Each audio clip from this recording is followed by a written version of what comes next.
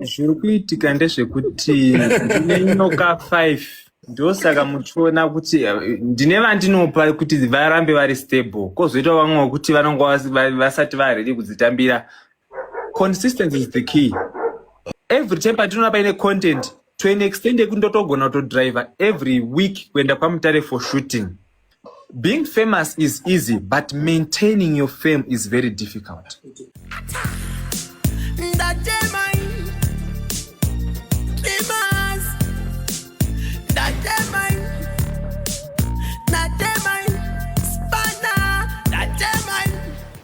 Wagwan people, Wagwan family, Mr. Spanner back again.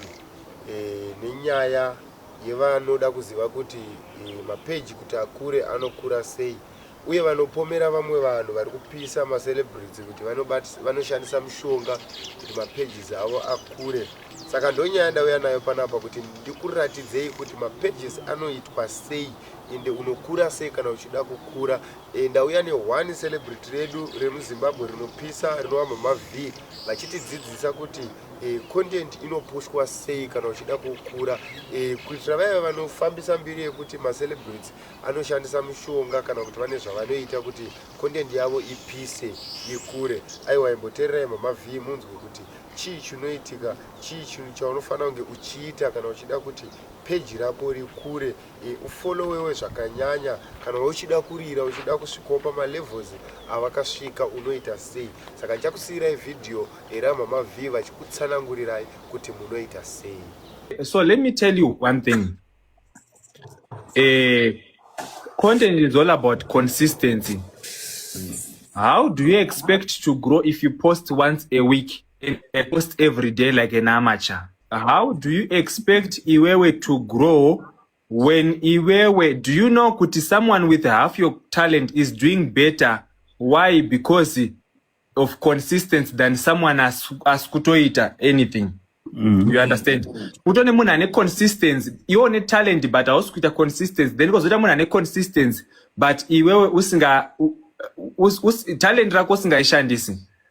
Consistency is the key. Inini ndinoposta every day, ndichidya, ndichigeza, ndichibuda panze, ndichidriver. Every time patinoona paine content to an extent ekundotogona kutodriver every week kuenda kwaMutare for shooting. Saka iwo ukaposta once a week and you expect to grow, how? Okay. Then number 2, kune vanhu anonzi momentarily growth.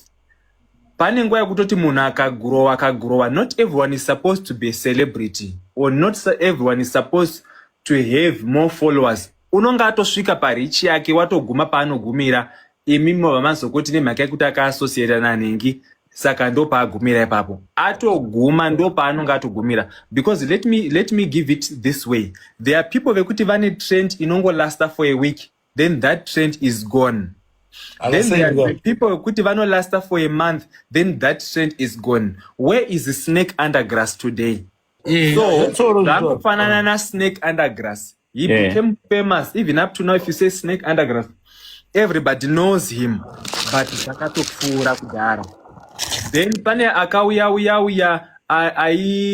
there was a guy in so akambo trender so aitonga iwenga news nechindebele so lo munyaka akatouya akapfura because it's momentarily angangone one joke rakatrenda but haana mamwe majokes ekuramba to sustain. Being famous is easy but maintaining your fame is very difficult. So at the end of the day kune munhu wekuti anongoita mbiri yanhasi, yes, but mangwana or next tomorrow inomuka isisipo. Why? Because haasisina something to sustain it. Number 2, mbiri inotoda mari. You understand? Mbiri inotoda mafinances ekuramba uchimaintaina. It needs maintenance. Okay. Hanzi like Firadent akatoya katobuda mutrend like that. Zvekudai takatosangana nawo na mama Vindo vakatutura chip. No one will take your stuff. You understand? On that note, there are some other people who you have worked with before and they are bitter now. Why? Because pamakashanda mese makaita mahashi relationships. It's allowed. it's allowed to say whatever they want to say, but at the end of the day, you saying that zvangofanira Kelly Khumalo anongonzi akaromba, but Kelly Khumalo is there, she's doing well, kuti svoshera sura zvireve kuti kuchamisa nzou kufamba. Saka at the end of the day, it's about who and who, how do you grow. Ini ndichitoshanda netimu rangu tinonga tinogonotoshanda self-sustainable, tichitogrowa tichitoita ball. And ndoti zvanoda kuti munzwisise. And number 2, ukaona munhu anotanga kutokublema kuti wakaromba, that person ari kutopractice the same thing kana kuti ndo zvaari kutoita, but ari kufila kuti power rako. Inini munhu akandiudza kuti wakaromba, ndinozviappreciate. Why? Because my power passed your power. You remember kumusha zvizi uchienda kuchechi basa uyu haugoneki iwewe. You understand? Muroyi akakutadza anokuita iwewe muroyi. Power pass power. At the end of the day, nobody can break something they did not install in you. Only God ndo vanodecide kuti Mama V ndo vatakuda kuti Mama V vachipera takuda kuti tivabvise musyllabus, ndo vanatobuda musyllabus. But if it's not about that, no, I won't go anyway.